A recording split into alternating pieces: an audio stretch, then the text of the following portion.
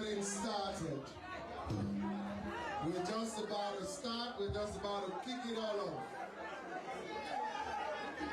Ladies and gentlemen,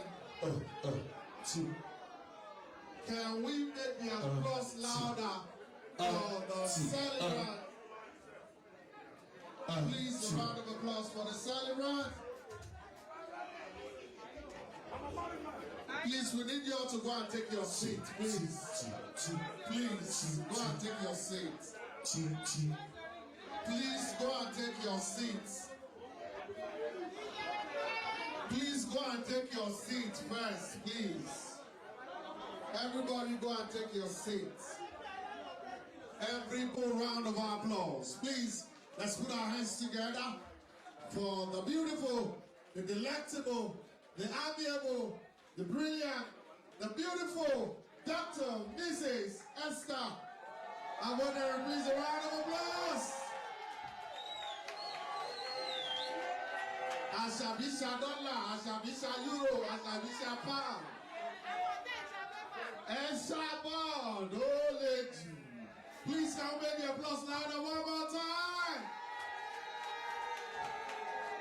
Everyone call it, one shall go load Abuja, one shall go load Porto, and Irokuro, one shall go load.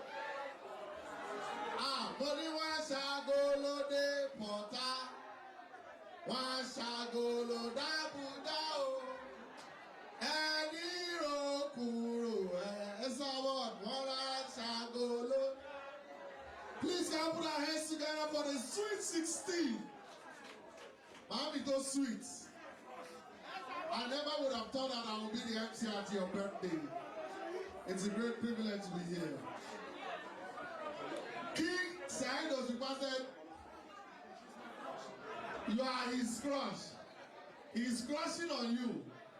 And me, I want to take, see, if I ask to take you home, it is an insult. You take me home. Take me home. You have the express permission of my family to take me home. Use me anyhow you want to use me. I will not complain. You can be crossy, let her take me home.